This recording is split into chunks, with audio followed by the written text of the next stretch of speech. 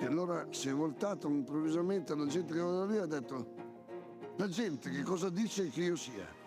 Chi dice che io sia? E voi chi dite che io sia?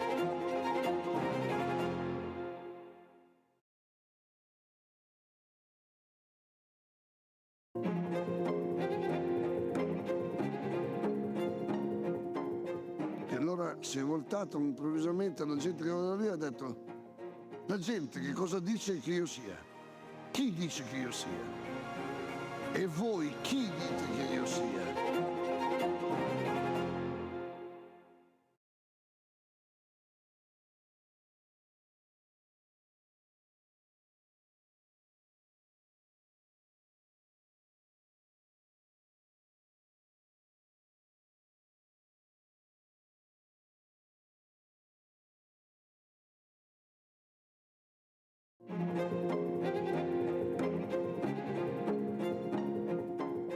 E allora si è voltato improvvisamente alla gente che era lì e ha detto: la gente che cosa dice che io sia? Chi dice che io sia? E voi chi dite che io sia?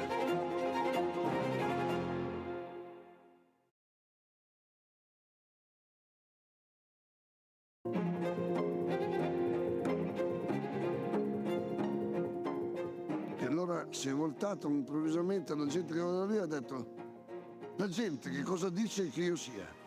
Chi dice che io sia? E voi chi dite che io sia?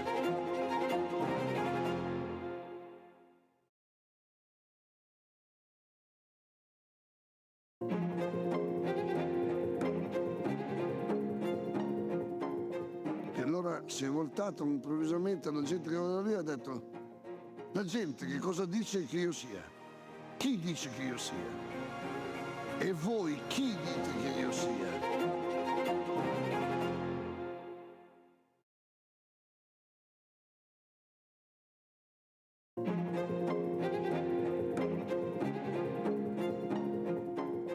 E allora si è voltato improvvisamente alla gente che era lì e ha detto: la gente che cosa dice che io sia? Chi dice che io sia? E voi chi dite che io sia?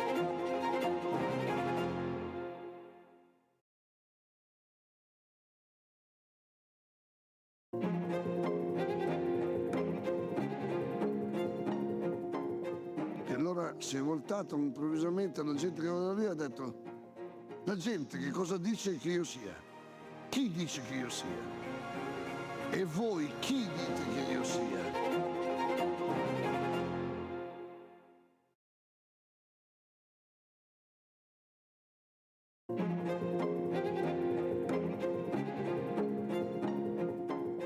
E allora si è voltato improvvisamente alla gente che era lì e ha detto: la gente che cosa dice che io sia? Chi dice che io sia? E voi chi dite che io sia?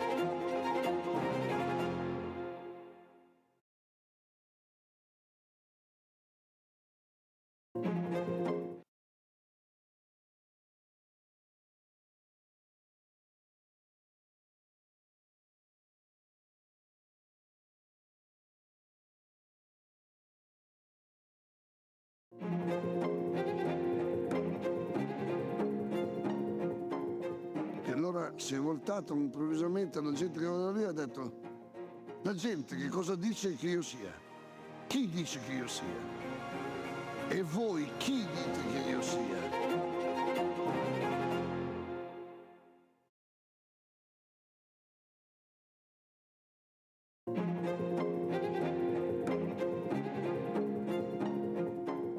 E allora si è voltato improvvisamente alla gente che era lì e ha detto: la gente che cosa dice che io sia? Chi dice che io sia? E voi chi dite che io sia?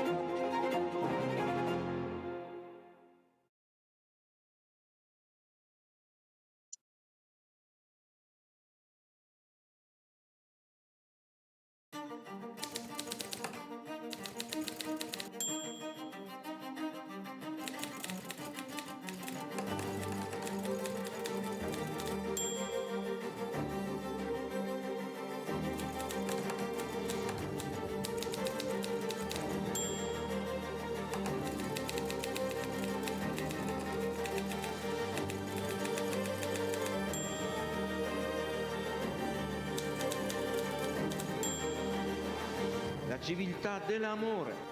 Fratelli e sorelle, costruite senza stancarvi mai questa civiltà. Lavorate per questo, pregate per questo, soffrite per questo.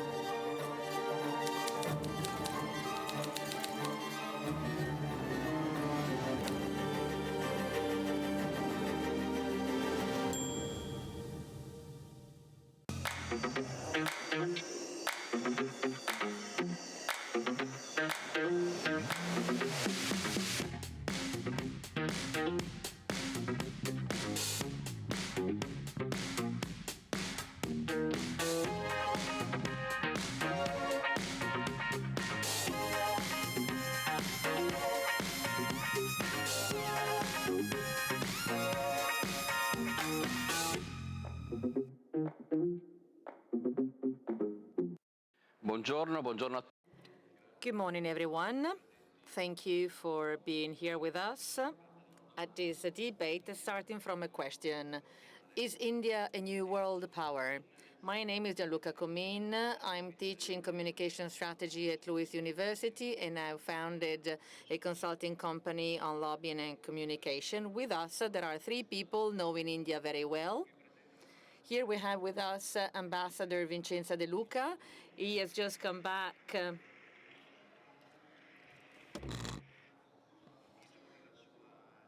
from India. He ended his 4-year experience in India, but he was a general director for the promotion of the Ministry of Foreign Affairs. And he has been working a lot in the past. Father Bosco Darsi, he is a priest. He should have been here with us, but he is connected, I think. Then he will be telling us what happened and why he couldn't be here with us in presence. Hello, Father Bosco. Hello, Don Bosco. Hello. And we have connected with us Marco Masciaga, a journalist from Il Sole 24 Ore from New Delhi. He knows India very well. And he wrote for many years from down there.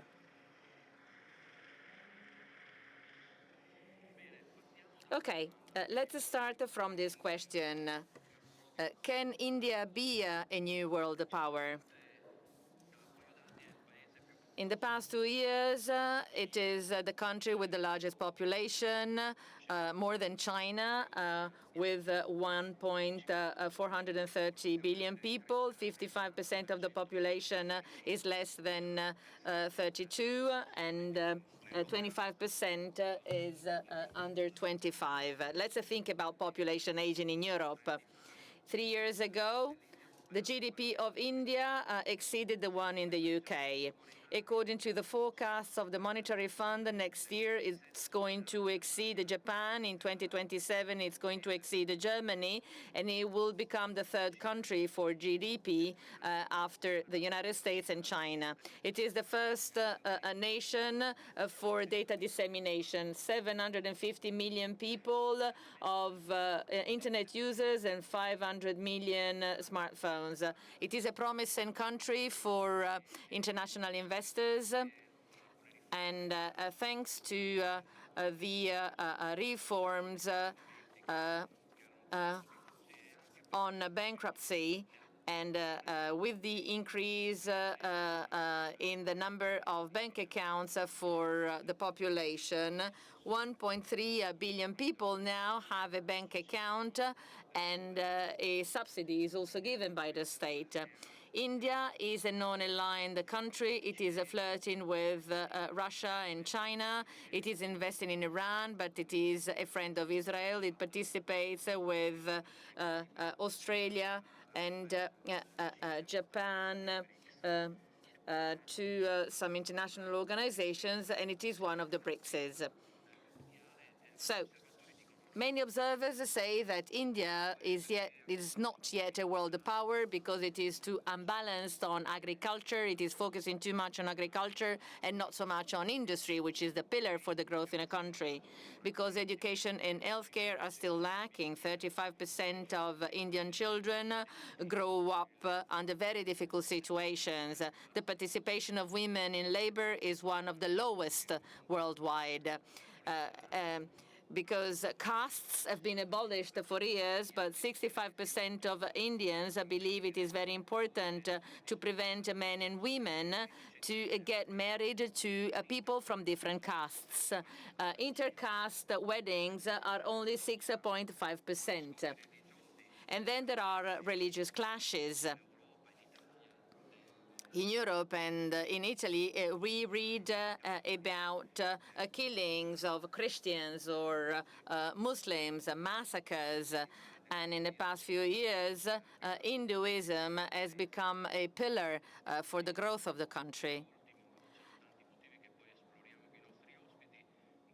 And then there are different languages, ethnic groups, states, religions, which prevent the country from becoming a stronger world power, or maybe not. So let's start from the ambassador. What do you think about what I have said? Thank you very much to Mr. Comin, and thank you very much to all of you. It is a great pleasure for me to participate in this session. This is the question that we have been asking ourselves for the past few years. Even because the geopolitical situation has changed worldwide. In past years, the United States and the Western world have shifted their geopolitical focus.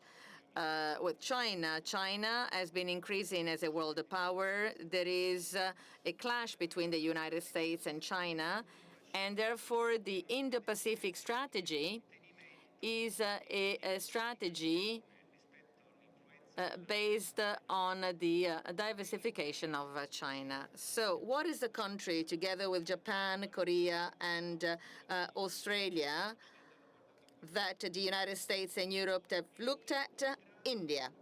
Is India able to be a big world power? Much is still to be done for that. But today, India does not define itself as a non-aligned country as it was in the promoters of the Bandung Conference in 1955. That was the India of Nehru. That was the India that wanted to be a leader in non-aligned countries, and that was the non-aligned conference. Today, in Gashanchara's words and the Prime Minister Modi, India is the multi-alignment country. Multi-alignment means that India puts its national interests at the center. Its self-sufficiency or autonomous strategic autonomy is at the center. But India realizes that it needs alliances, especially after the summer of 2020. What happened there? There was an open clash in Ladakh in the north. There are 3,000 kilometers of borders, but there are two areas where there are still disputes. There's a control line, LAC, in Ladakh, and on the eastern side of India. In this area, in Ladakh, there have been clashes between Chinese troops and Indian troops in 2020.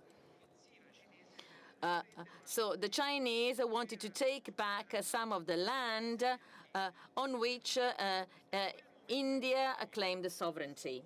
From then on, after this military clash and after the occupation of Ladakh by the Chinese, the relations between India and China have become more and more tense.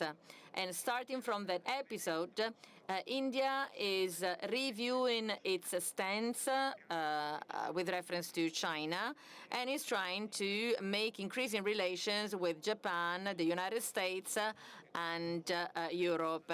It has a closer relation with the European Union and the United States, in order to contain the Chinese hegemony in Asia. Indians speak about an Asia that has to be more balanced and more multipolar, and they speak about a multipolar world. So India is now evolving from a non-alignment and neutral stance in the past to a more active stance. There is a sentence said by Jasranka saying, we need to get free from the Panipata syndrome. In Panipata, there was a war between the Marathi in the 18th century and the Afghans, and the Marathi, because they couldn't make strong decisions during the conflict, lost against the enemy. So they don't want to repeat the mistakes of history, and they want to be proactive. They want to make decisions. So they can be a new big power because they have a lot of population and they have significant economic growth now.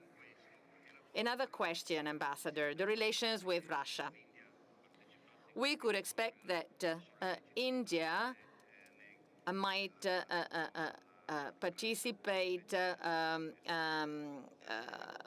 in the situation in the Ukraine. Well, before the Soviet Union and then Russia were the main ally of India in the past. Since the independence to today, if there was always an ally, was the Soviet Union and then Russia. Today, 60% of the equipment and weapons in India come from Russia. So it is not easy to change that. And India now fears that there's going to be a stronger relationship between Russia and China because they would be in between. This is why they're very cautious in taking distances from the Russian aggression to the Ukraine, even if last week Modi is trying to propose a negotiation. Maybe is not be the one that is going to manage negotiations, but is speaking in favor of a negotiation to solve the Ukrainian conflict. After the visit to Ukraine, which was one of the first India's visits to Ukraine. Marco Masciaga. We talked about recent elections. In June, Narendra Modi was re-elected as a prime minister, not with the absolute majority. And so they needed to create a coalition. And then coalitions usually make the government weaker. What is the situation of politics like today in India with this newly elected parliament? Certainly, there are signs of rebalancing in power, as in over the past 20 years, when Modi was in power, the prime minister was very strong, as well as the party that is leading. Modi came from 12 years of a superpower at a local level. He was the chief minister of Gujarat, which is one of the most important states of India. It is a state which is very industrialized, although social indicators are not up to its economic strength. And Modi is in an unprecedented situation, 12 years of superpower at a local level, 10 years of superpower at a national level, and now in order to govern the country, he must be supported by two regional parties, which had been never the case when he was prime minister before. And then he also has an opposition.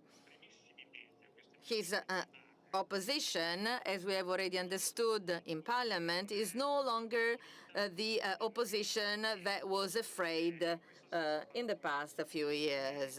So there is a sort of rebalancing in power because 10 years of Modi as a prime minister, and especially the last 5 years, were characterized by a sort of alignment with the government agenda in different institutions. Here there is a legal system, there is a media system.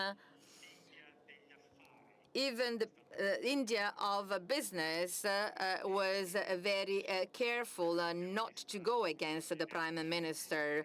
The businesses in India have been in line with government policies. They were present at the inauguration of an Hinduist temple that was built on a previous mosque. And so for 10 years, the Prime Minister was very powerful. The third Modi's government probably will be characterized by a more balanced relationship between the different components of Indian politics and of Indian society. Thank you.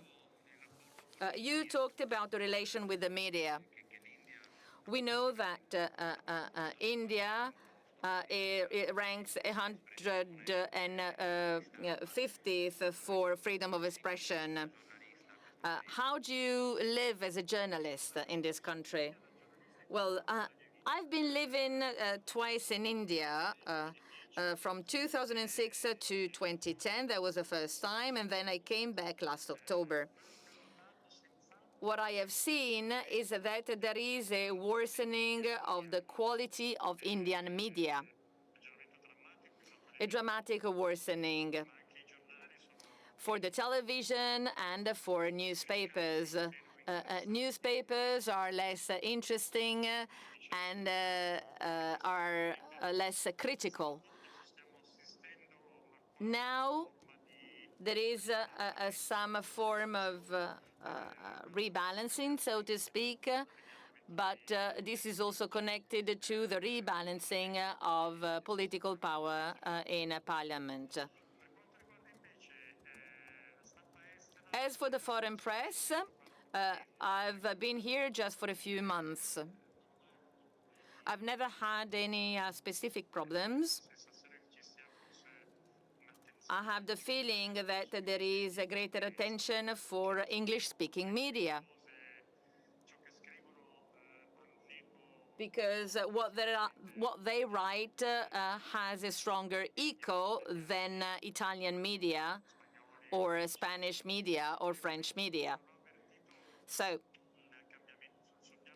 So far, at a personal level, I haven't seen any stronger changes. In recent months, some colleagues left India, and most of them were freelance colleagues, so probably they were not as protected as other journalists working for major newspapers. Probably they couldn't stay here for problems due to visa or other.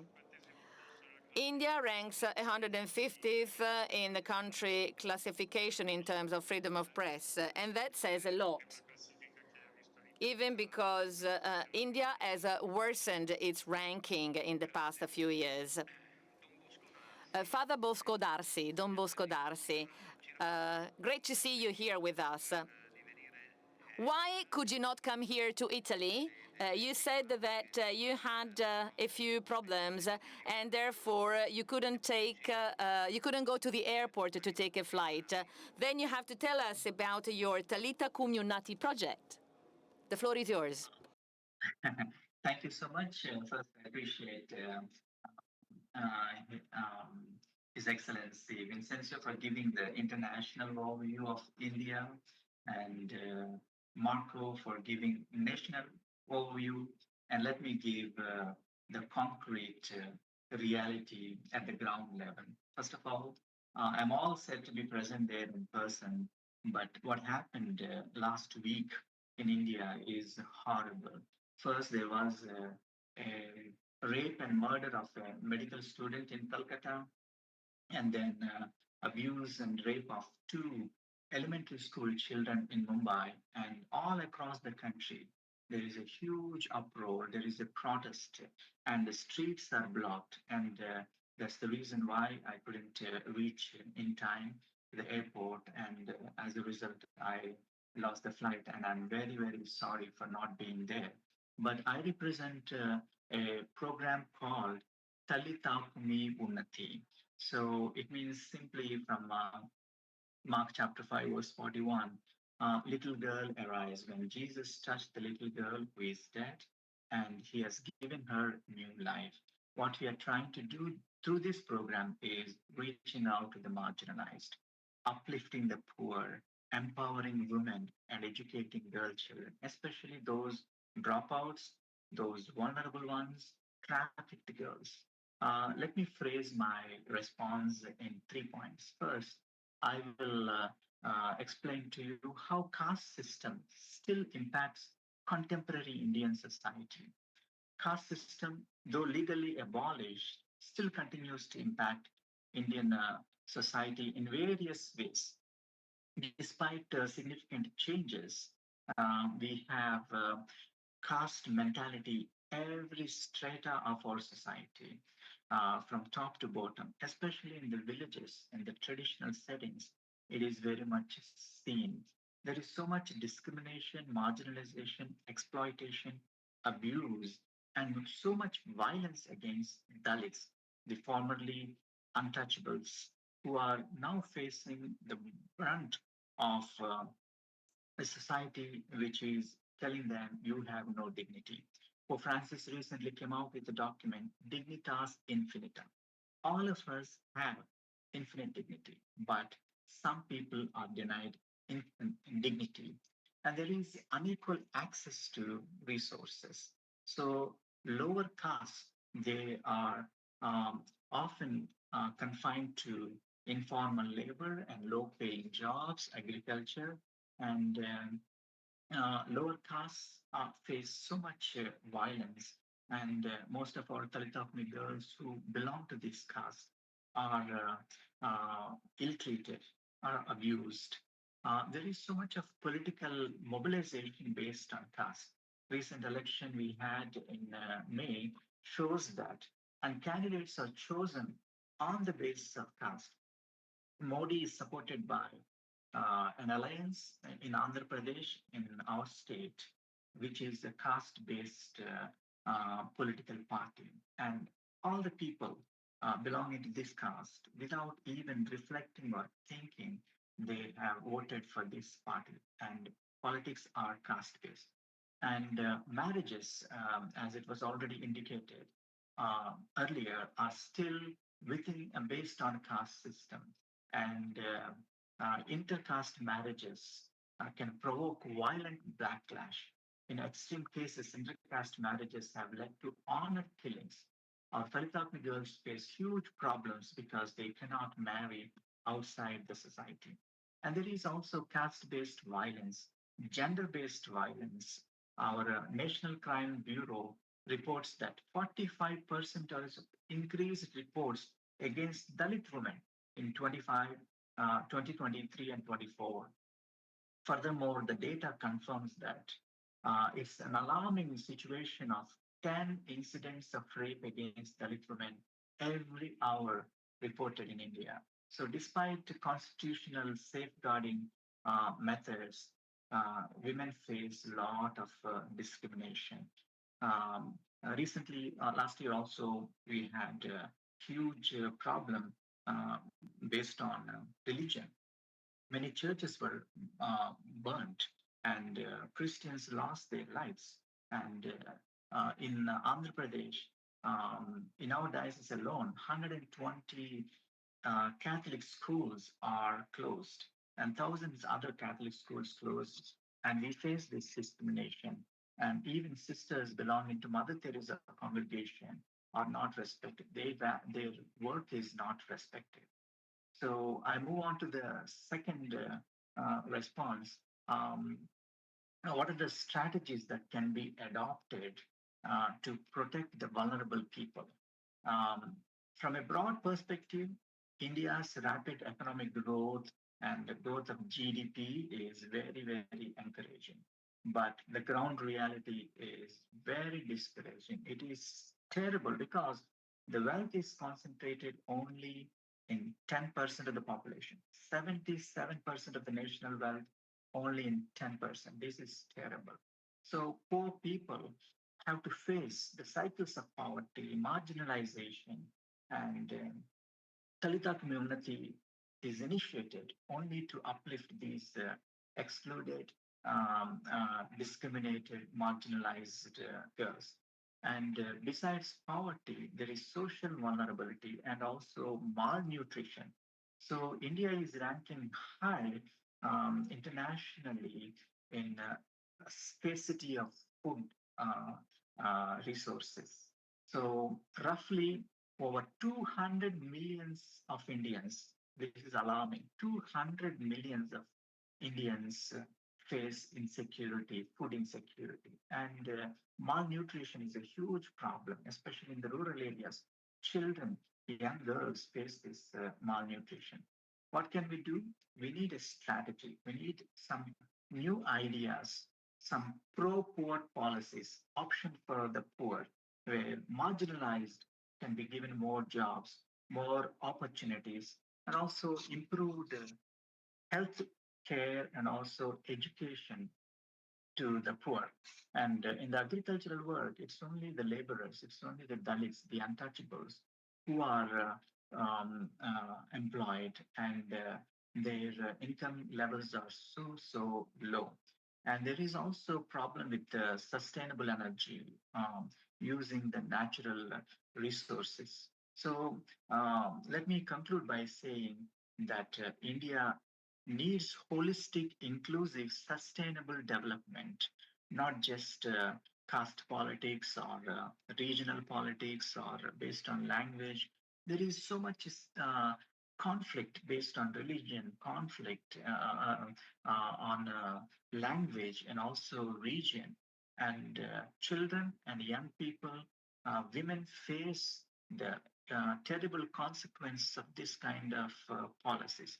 Countries' challenge lie not only in creating equitable policies, but also transforming social attitudes.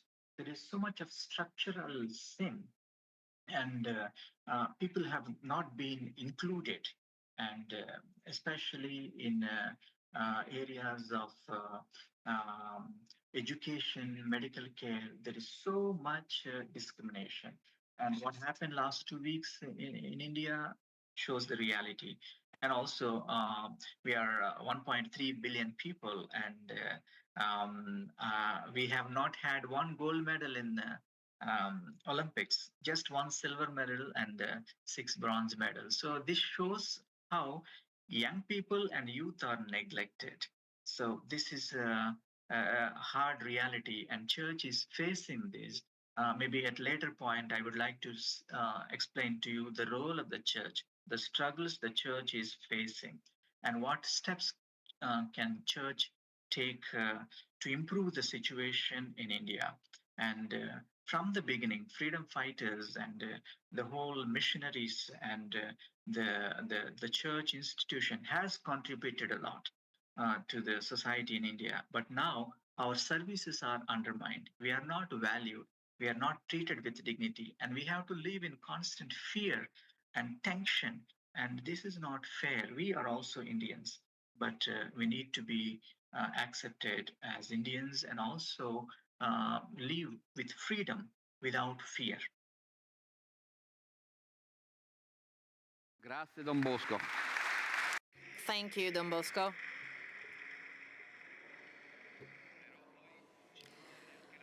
But then you will also show us the project Talita, which involved more than 10,000 girls. I know that you have a presentation with very nice pictures, but we'll do it later on.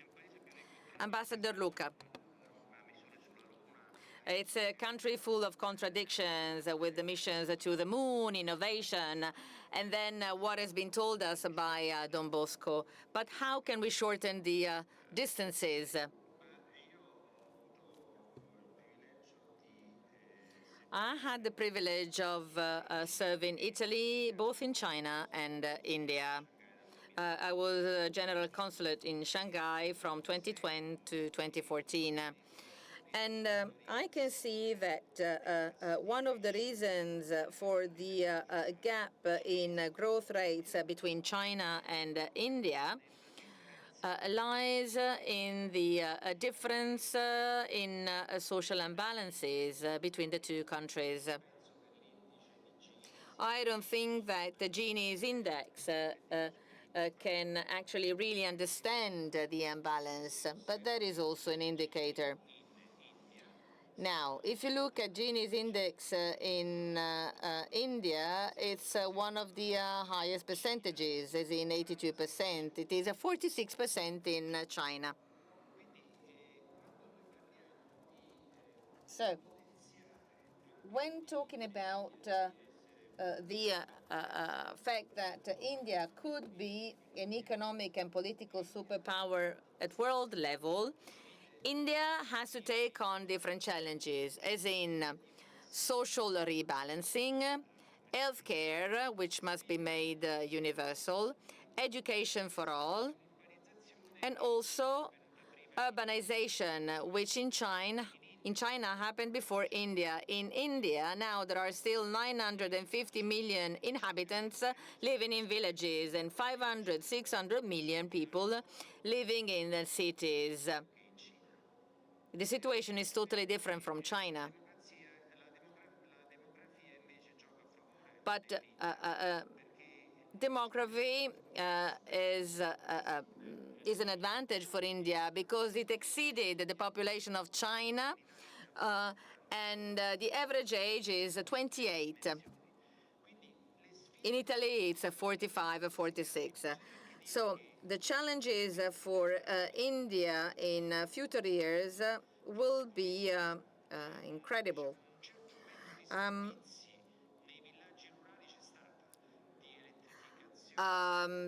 Some services have been provided to rural villages in terms of electricity and sanitation. And also, there is the possibility to have payments with no intermediation because in COVID times, subsidies were sent directly to the smartphones because everyone has a smartphone in India. But let me strengthen the potential of India.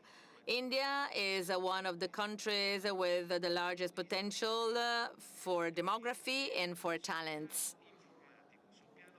In terms of IT, engineering, and technology, India has one of the strongest potential, even stronger than the one which is expressed by its GDP. If you look at the Silicon Valley or international multinationals, many of their leaders come from India. So I have a lot of confidence for what is going to happen in India over the next few years. And also, I'm looking at Indian politics. Democracy can work when there is a change, and where change is possible. India, 1.450 billion people, and has had a democracy for many years. And this is a unique experience in the world because there are 630 million voters. However, we don't have to hide all the difficulties and tragedies that happen every day, even in violent conditions, but the country is growing and it's going to become a global power.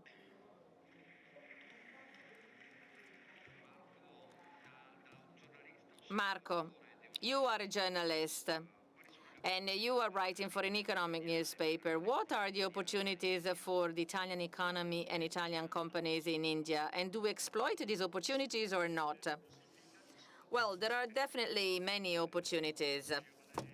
As you said at the beginning, India is the fifth world power today from an economic perspective, also because of its population, because it is the 139th country worldwide for per capita income.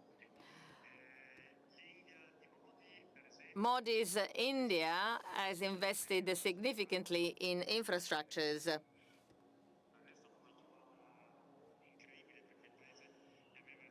And the country desperately needed roads, railways, ports, airports. Railways have always been there, but they needed to be modernized.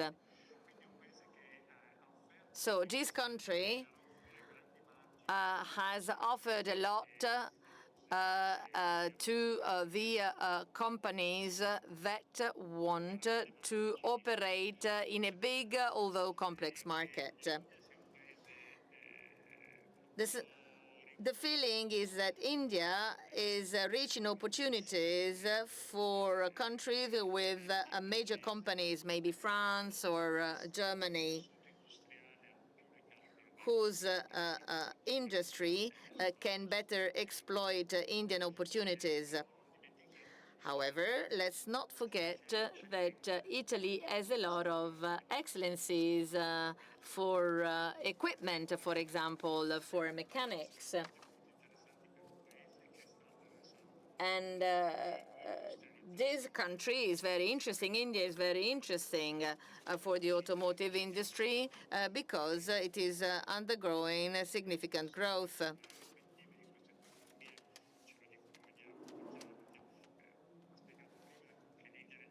India is gonna be the third worldwide economy, but the first two economies worldwide are the United States and China. China has a GDP which is 4.5 as much as the Indian GDP. But there's a huge gap that has to be bridged. And the service industry of India, thanks to the deregulation, that was not the case in other sectors. India needs to grow even in the manufacturing industry, because through the manufacturing industry you can create jobs so that a large number of the population can find a job. In order to do what China has done and what Ambassador De Luca said, India needs to strongly invest in two sectors: healthcare and education, schooling.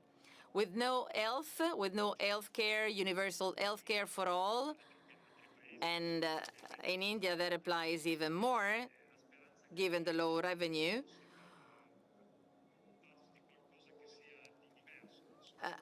people need to use their money not in order to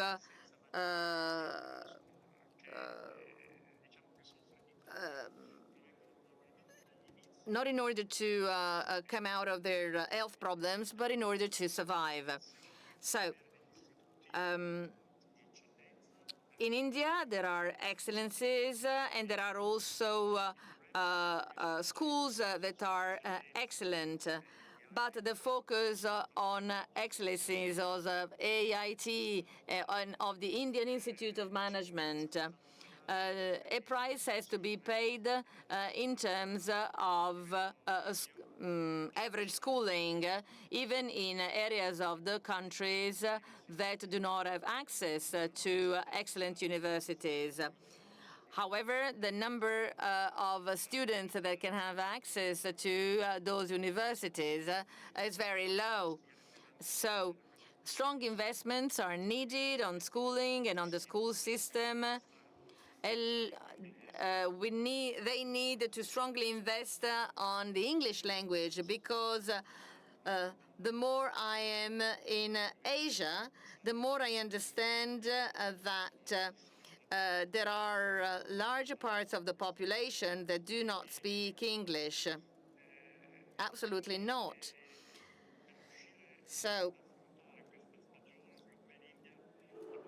India, I think, doesn't need to think about the short term, about the next elections or elections in Maharashtra or some other states. But India needs to think in the long run. It needs to invest on schools, because this country has a future, but that cannot be taken for granted. And in order to tap on the Indian potential, India needs to play a role in the world economy, which so far it has partly had, because it has not exploited all its potential. And what about climate change and the fight against climate change? This is a central topic in Europe. And what's the situation like in India? Well, India, I think, still needs too much about getting free of poverty. Its capital is surrounded by 11 carbon power plants, power plants.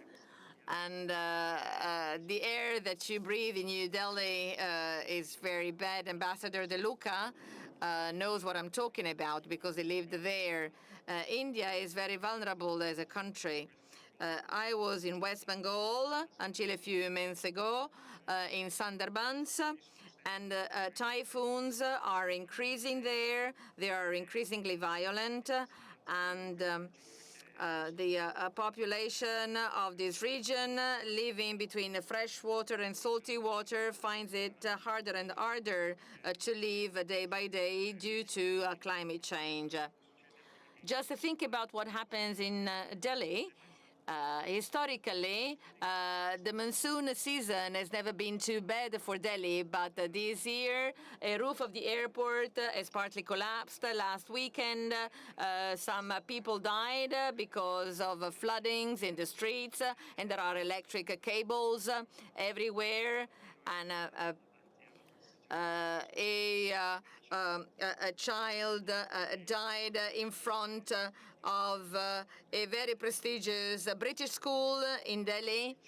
So they needed to make much more attention to climate change. Thank you, Marco Masciagi. Don Bosco. Father Bosco.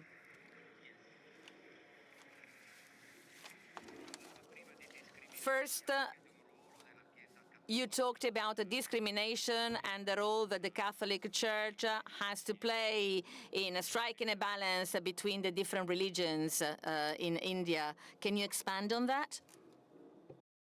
Yes, can I also have the PowerPoint, please? I will explain through the PowerPoint. Both Ambassador Vincenzo and also Marco highlighted the need for education, quality education. Catholic Church in India plays a significant role in promoting social cohesion, peace, tolerance, but more importantly, its role in education. Now, what happened is corporate education system undermines Catholic values, Catholic education system. And as I already indicated, many schools in our region are closed. So where do the poor people go to? Especially the girls of untouchable castes. They are marginalized and they will be prone to vulnerable situation and also trafficking. So as a kind of response to this, what church has done in our area is to come up with a concept of Talita Kumi Unnati. So we are helping young people or poor people, marginalized people to rise and impact. So our goal is to impact 10,000, but we want to expand, not just 10,000, 100,000 maybe. So our vision is to treat people with dignity, God-given dignity to all the people of God. So you have to understand that in India, we have two kinds of countries, India and Bharat. India is the advanced India, the educated India, the affluent India, but Bharat is the poor India, the discriminated India. And this Bharat will never see the international response because of persecution, discrimination, and they face a lot of problems mainly due to poverty, due to lack of educational opportunities, due to caste system, due to a structure which will oppress them for centuries. And of course, every problem has a solution. So through Talita in Unnati, what we are offering is solution. Can we go to the next two slides, please, about problem tree and also solution tree? Yes, there are problems, but immediately we can also come up with a solution. And that's what Talitapme is offering in the next slide. We are offering solutions. that young people can arise, especially the poor people can come up by advocating justice, also by um, resolving the conflicts, and especially Christians in some regions where they are persecuted, marginalized, can come up with a solution of resilience, or maybe focus on shared humanitarian work, or sharing common spaces, fostering mutual respect. Christian values could be promoted, and I want to tell you there is no alternative to Christian values for Indian system. If India has to emerge as a global potential power, Christian values have to be respected, or humanitarian values, also focusing on ecology, climate change is very, very significant. And in the next slide, you will see that what we are trying to do through our program called Talitakmi Unnati is empowering these girls, giving them dignity, and helping them to rise and act. In the next slides, you will see it's very clearly that we are systematically, empowering or creating a network of hope, um, where these people for centuries, especially due to caste system, they lost hope. They have no future perspective, or they tend to live in the doctrine of karma. Your karma, it is your destiny. It's already decided. You can't change it. If you're born as a poor person, it is your karma. No, there is a plan B. There is a second chance where you can rewrite the future. You can rewrite your own karma. So recently we have come up with the concept of rewriting the future. Young people can rewrite the future. We want to tell the world that it is possible for poor and the marginalized, the uneducated to emerge as a strong power. India can become only a strong power internationally when its millions and millions of poor people are educated. Only education can lead to transformation. And that's what church is focusing on, the ministry of education, advocacy, social justice, human rights, peace building, eco ambassadorship, and creating leaders within the community. And when all these girls can become a powerful army, they can break the cycle of poverty and transform India. As long as girls are discriminated, raped, and abused and trafficked, as long as minors are abused, as we have just seen all over the social media in India, what happened in Calcutta, a medical girl being raped and killed, what happened in Mumbai, two elementary school girls raped and abused. As long as this happens, it is not possible for India to emerge as a global power. But once girls are taken care, women are taken care, human trafficking is stopped, human rights are facilitated, then there is a possibility for India to grow. And we are optimistic, we are positive, but it takes a long time. It goes a long way, but we are making every effort. And church, we must appreciate the work that it does. For example, the work of Mother Teresa is being continued, and a lot of charity work, empowering work, education work. And you will see it in the next slides, what we are trying to do through Talitakumi. And we are creating a network of hope. And I see a lot of optimism, a lot of opportunity for growth. So India is now the newfound land of opportunity. If opportunities are created for poor people, for young people, for girls, if employability is created for the untouchables, then India can be on par with other global powers in the world. So I have so much optimism, and I am so hopeful that India can emerge as a potential world power, but with conditions: empowering the poor, educating the girls, uplifting the untouchables, and also protecting the minorities. Persecution has to stop. churches have to enjoy freedom. Christians have to live without fear. So a free India can become potential India. Educated India can be a transformed India, and each one of us can become peace builders, peace makers, overcoming conflict and any kind of discrimination. Thank you, everybody.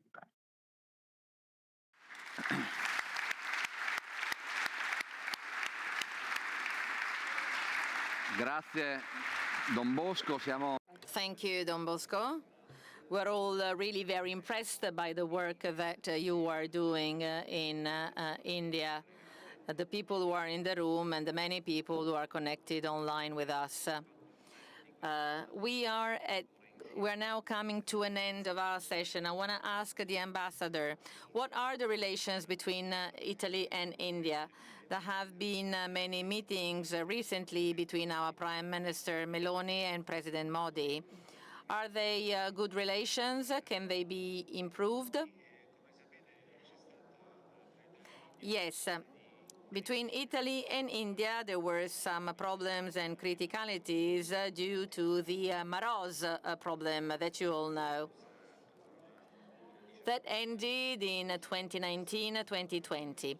Then there was a stronger collaboration at COVID times between the Ministries of Health and between hospitals. Last year, during the G20, we signed a first agreement of strategic partnership where Italy and India focused on key sectors such as defense, security, and space. And Italy signed one of the first agreements on mobility.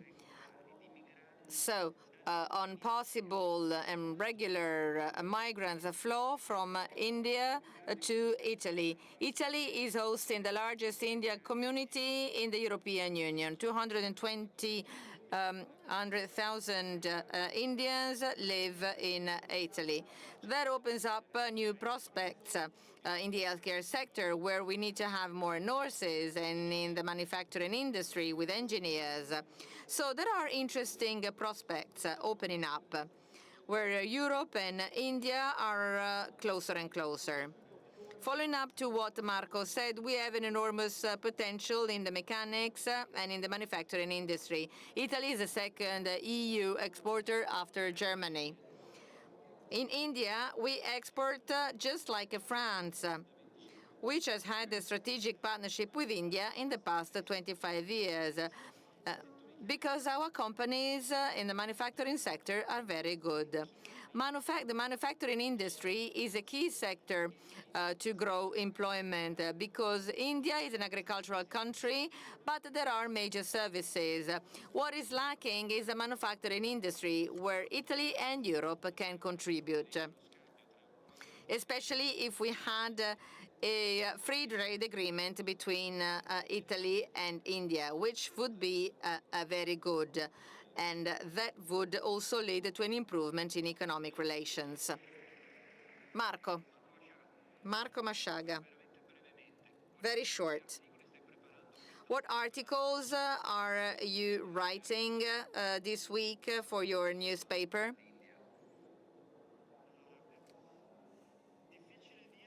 Difficult to say.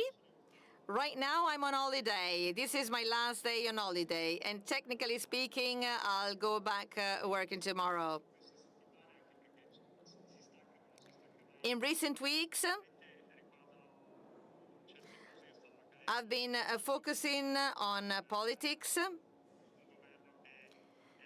Now there's a government which is more careful to the opposition and is more cautious of the opposition. There were a couple of episodes last week showing that Modi is not going to be what it used to be like in the past 10 years.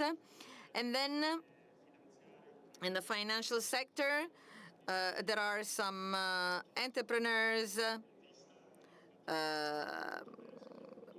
that are quite controversial, and they had a few problems. Maybe I'm going to write an article on that. Thank you. Don Bosco, Father Bosco, what do you want to ask Italy and to the people of the meeting in Rimini, to the people of Communion and Liberation? What do you expect from us? We have seen what you're doing for the young Indians, but what do you expect from us? Yeah, thank you for asking. This is incredible. So I want to ask friendship. I want Italian friendship. India and Italy, through a strong network of friendship, we can unleash the power and break the cycles of poverty. And I would also request for more support and awareness to empower girls and women, because that's the change maker. That will create a lot of impact. Education of girls, young girls, empowering women. So I also see a good possibility of church network in Italy and church network in India. Together we can create a new network of hope, because Catholic Church has a good network both in Italy and in India. So this network can be used for positivity, for optimism, not for conflict, not for fundamentalism, but creating a kind of hope for young people. There are so many young people from India studying in Italy through Erasmus program.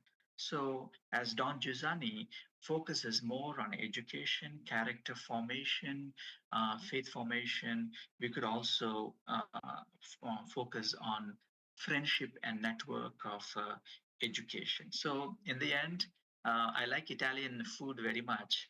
I like pizza and pasta, but above all these, I want friendship. I want a friendship based on deep encounter. And I also want to thank Don Ambrogio because he visits us very often and he's a good friend of us and he facilitated this. And Tommaso Quattrini and all the other friends of CL. CL has been a close part of my life, and my heart resonates with the charism of CL. So I want friendship with CL. I want friendship with Italy. And God bless you all and all the people here. You are very friendly people. Italians are friendly people. And Indians and Italians, we can change the world through our friendship.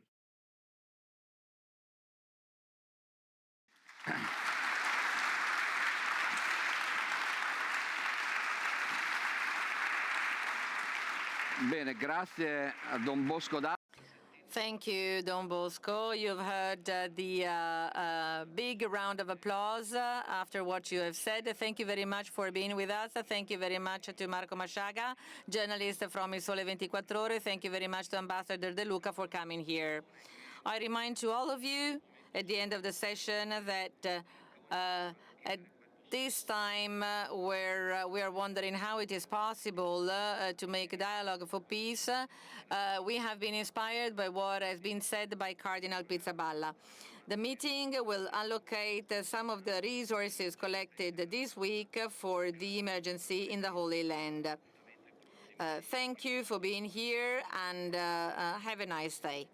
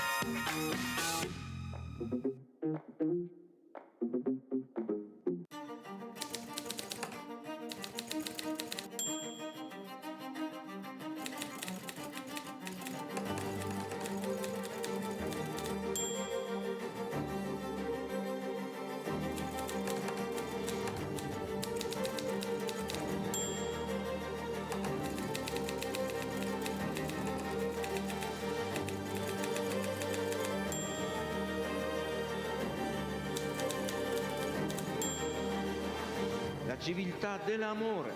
Fratelli e sorelle, costruite senza stancarvi mai questa civiltà.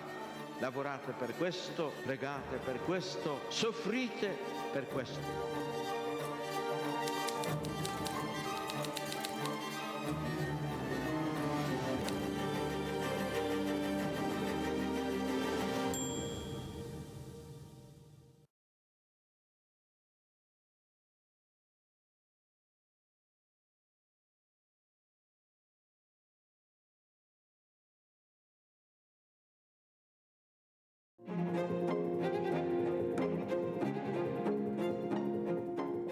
E allora si è voltato improvvisamente alla gente che era lì e ha detto: la gente che cosa dice che io sia?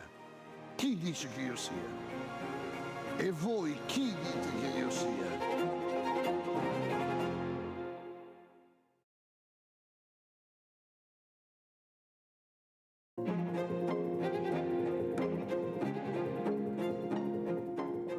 E allora si è voltato improvvisamente alla gente che era lì e ha detto: la gente che cosa dice che io sia? Chi dice che io sia? E voi chi dite che io sia?